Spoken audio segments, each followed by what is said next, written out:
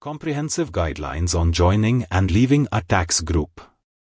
Process for a subsidiary joining an existing tax group. A subsidiary that intends to join an existing tax group can do so through an application process involving both the subsidiary and its parent company. This application must be submitted to the Federal Tax Authority, FTA. The ability to join an existing tax group is not limited to entities that have been in operation for an extended period. Newly established parent companies or subsidiaries are also eligible to join an existing tax group from the date of their incorporation. This immediate eligibility is designed to ensure that tax efficiencies and obligations are managed without delay, reflecting a streamlined approach to tax group integration and compliance. As a result, there is no requirement for new entities to wait until the start of the next tax period before becoming part of the tax group. This provision reflects the flexibility and responsiveness built into the system, allowing for smooth and efficient tax administration from the outset of an entity's incorporation. Circumstances under which a subsidiary must leave an existing tax group. While there are provisions to facilitate the joining of a tax group, there are also clear conditions under which a subsidiary must leave an existing tax group. These conditions serve to uphold compliance and ensure that the integrity of the tax group structure is maintained. The scenarios requiring a subsidiary to exit a tax group are outlined as follows.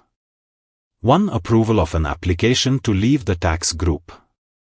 A subsidiary may leave the tax group through a formal application process initiated by both the subsidiary and the parent company.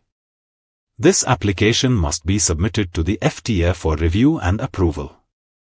Upon receiving and approving the application, the FTA will facilitate the subsidiary's removal from the tax group. This process ensures that any changes in the composition of the tax group are managed in a transparent and regulated manner, minimizing disruptions and maintaining compliance with relevant tax regulations. 2. Non-compliance with tax group conditions. If a subsidiary no longer meets the conditions required to remain part of the tax group, it will be required to exit the group.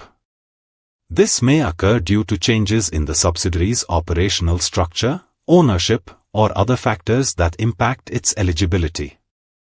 Ensuring that all members of a tax group continue to meet established criteria is critical to the functioning of the group and compliance with tax regulations.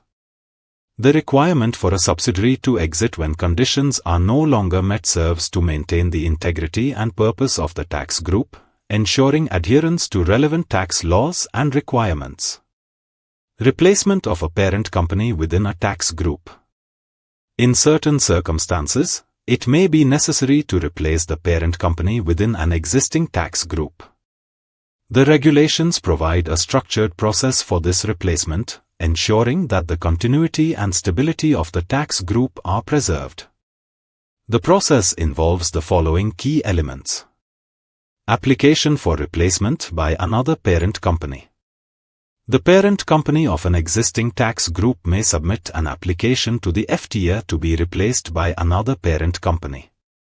Importantly, this replacement can occur without requiring the dissolution of the tax group, provided that the new parent company meets all the conditions previously satisfied by the former parent company.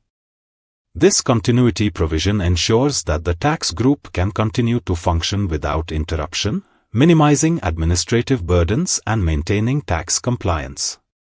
Replacement due to the cessation of the former parent company.